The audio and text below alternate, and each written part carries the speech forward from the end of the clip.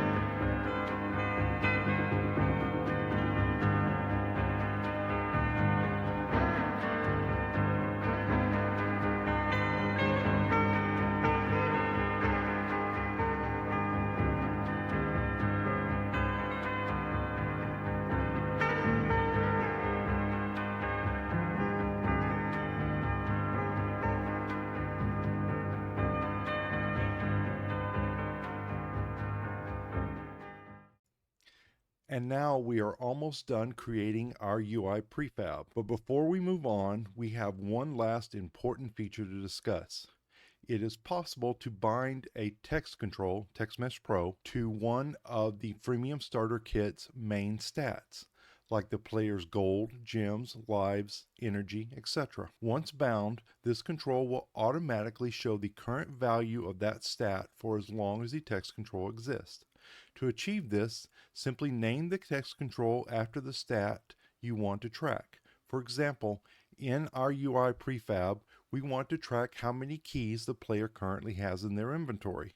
To accomplish this, we will simply name the appropriate control to stat keys, and the Freemium Starter Kit will do the rest.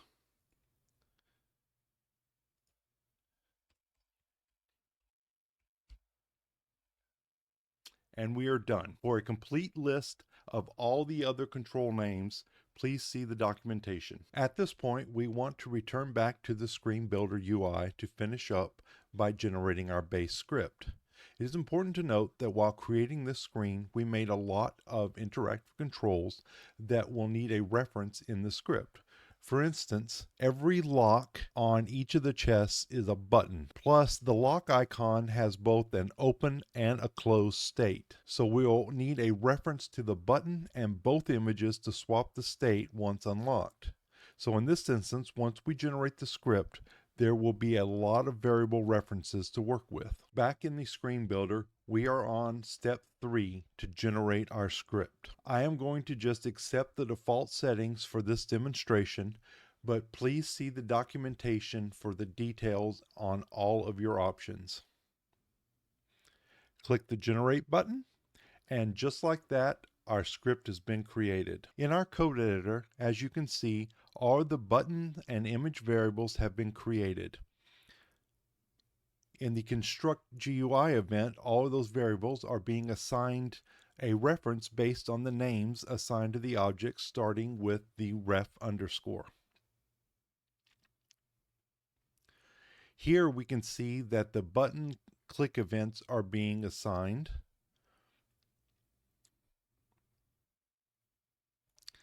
And at this point, I will speed things up as I add custom code to make the screen functional.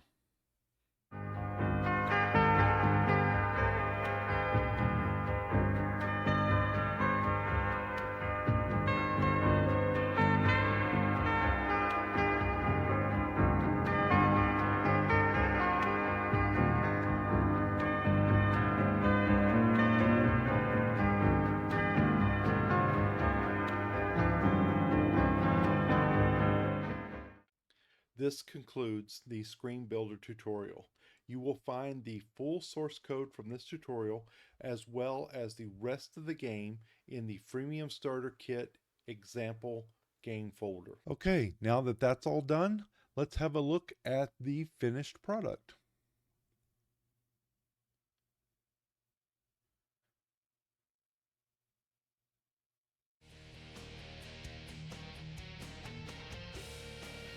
I went ahead and added this icon so that we could access the new chess screen, and we have 5 keys available to us. All right, so 5 keys. We could open this one and this one and this one, or just this one. Let's do a big one.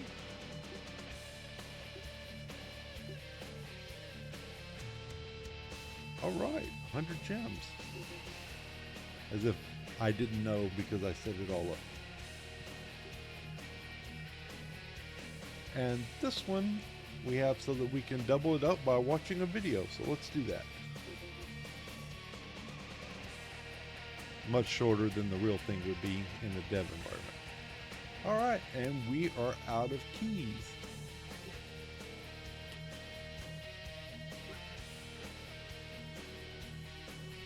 That concludes the demo.